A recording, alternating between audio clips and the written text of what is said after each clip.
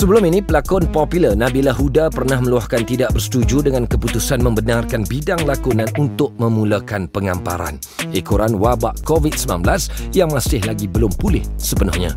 Nabila berpendapat tiada jaminan selamat buat pelakon kerana pelakon tidak mempunyai insurans sekiranya berlaku apa-apa. Tak terlambatlah nak ucapkan selamat Hari Raya dekat Abil. Raya, Ria, selamat Hari Raya adik. Sekarang ni dengarnya Abil tengah macam susun-susun kemas-kemas kedai ni untuk jual semua pre-love barang-barang Abil. Kan kongsikan sedikit. Bila kita cuti lama ni, macam-macam benda kita boleh buat. Sampailah bulan yang ketiga, baru I berfikir untuk siapkan kedai ni. Dah berbulan dah rent tempat ni sebenarnya. Tapi I cuma tak sampai lagi. Mood tu tak sampai. Macam berlakon juga. Mood tu sampai dan barulah Abil nak jual semua pre-love. Baju-baju syuting Abil. At the same time, bolehlah juga dapat pendapatan sikit-sikit. Orang kata sekarang ni bidang lakonan dah dibenarkan untuk mula balik penggambaran. Start 10 Jun yang lalu kan. Abil antara salah seorang pelakon yang lantang bersuara jugalah, yang mana tak bersetuju sekiranya syuting ataupun penggambaran dibenarkan dengan keadaan-keadaan yang macam ni kan. Apa yang membuatkan Abil tidak yakin? First of all, of course lah, I'm happy for everyone yang memang dah lama sangat nak bekerja. Siapa kata tak rindu kerja? Cuma regarding dengan keadaan kita yang belum betul-betul pulih, mungkin diri Abil sendiri, Abil rasa masih lagi insecure, masih lagi rasa tidak selamat untuk berada di luar. Abil tak biasa lagi dengan keadaan new normal ni, dengan nak kena jaga SOP, dengan watak-watak yang Abil terima. I rasa semua orang tahu Abil berlakon naskah yang agak heavy, melibatkan diloro, pukul-pukul, wanita teraniaya. Abil just risau je sebenarnya sebagai seorang pelakon atau siapa-siapa yang terlibat di belakang tabir. Setiap komitmen yang kita bagi untuk satu production, kita tak dibiasakan untuk seniman atau finance atau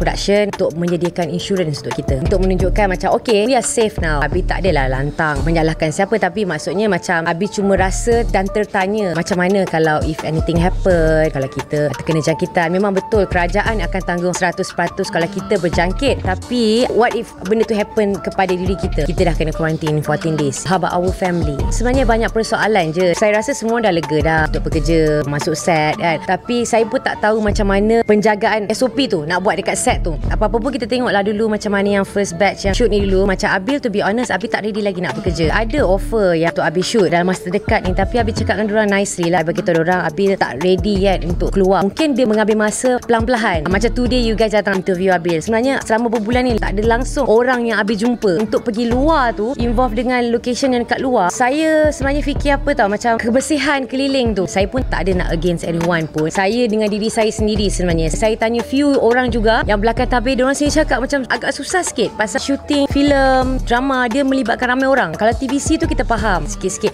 travel log itu memang tak involve ramai orang. Ya faham ramai orang yang tak bekerja. Abil pun sama juga. Apa yang Abil boleh cakap untuk kawan-kawan yang nak start kerja, make sure korang kena stay safe. Pastikan kalau macam production offer, menjaminkan 100% yang korang ditanggung 100% untuk apa-apa saja yang berlaku. Maybe korang boleh buat dekat contract or anything. Mana tahu kita kena pisau ke apa demam, at least kita tak payah guna duit kita. Ini bukan nak fikir kepentingan untuk kita nak duit je, nak fikir kita susah je all the time. Ni pasal keselamatan juga. Masa awal Abil mengutarakan pendapat Abil kan, ramai juga artis-artis, rakan-rakan selebriti Abil yang bersetuju dengan apa yang Abil utarakan. Namun ada juga segelintir orang dalam industri yang tidak bersetuju dengan apa yang Abil katakan. Setiap orang punya pendapat masing-masing. Abil cakap pendapat Abil melalui pada pengalaman. Semua yang orang di belakang tabir, semua kawan-kawan juga. Kita daripada dulu sampai sekarang kita mempunyai masalah yang I think everyone knows. Apa masalah dia yang terjadi dekat kita punya set, kekurangan yang ada dekat kita every time kita shooting kan. Kebanyakan bila diorang sakit, kita semua tanggung sendiri. Kadang-kadang bila orang tu accident, kena potong gaji. Abil tak rasa orang kalau yang tak puas hati tu bukan dia cakap pada Abil kot. Maybe dia cakap dengan orang lain. Pada Abil, you always have a choice. Macam saya